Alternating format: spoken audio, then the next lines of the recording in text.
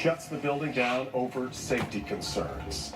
Big question, why did it take so long for the city to react to the safety violations and fire hazards that were there? And it was Local 4 Defender Karen Drew who obtained months of reports by city inspectors, but the city didn't react until her news report aired. So let's bring in Karen with the latest on this, Karen. And Devin and Kimberly, there is a lot of finger pointing going on today after the city shuts down and kicks out tenants at the Russell Industrial Center. So let's take a close look at some of the concerns, and these are stated by the city. One of them, erected walls using combustible materials. They also noted there was a smell of natural gas and as well as illegally installing heating systems. Now the issue is the city knew about many of these problems for months. Defender undercover cameras roll as city inspectors descend on the Russell Industrial Center. Clipboards in hand, going unit to unit. You guys want to go to the second floor? Looking for safety violations. They're easy to spot. Look at what we found on the second floor of Building 2 just a few days ago. 2 overflowing dumpsters placed in front of a loading elevator.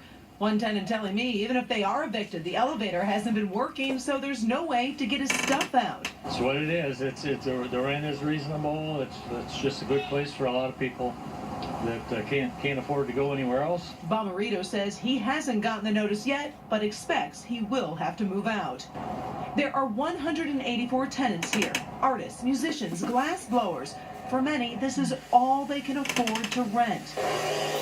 Alan Canera is a furniture maker who rents 6,000 square feet, got the notice to move out. He's angry. I'm gobsmacked. I'm beyond. I'm beyond. This is how I make a living. This is my livelihood, and I'm not the only one here. A lot of people. I don't have kids. There are other people with families and people that are depending on them that are going to be thrown out on their ears. Eric Novak is the project manager. There are some petition walls that are obviously of code concern that they have, which we're more than happy to, immediately start working on a remedy if the city allows to.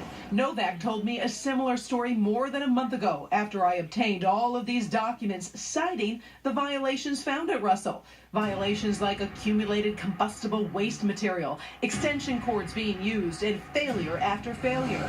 I also exposed the numerous fire runs to the facility.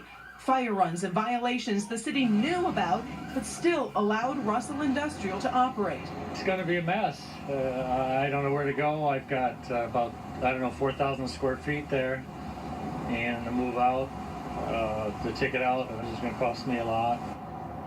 You definitely have to feel for those artists there. The city does expect to sit down with the owner later this week to discuss the center coming into compliance, but a lot needs to be done. There are so many failures. And remember, a lot of this isn't even permitted, so they've got so much paperwork to go through.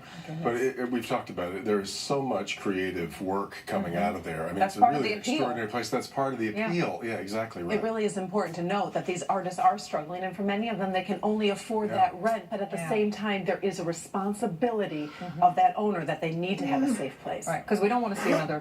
So, Yeah, absolutely. Thank you, Karen.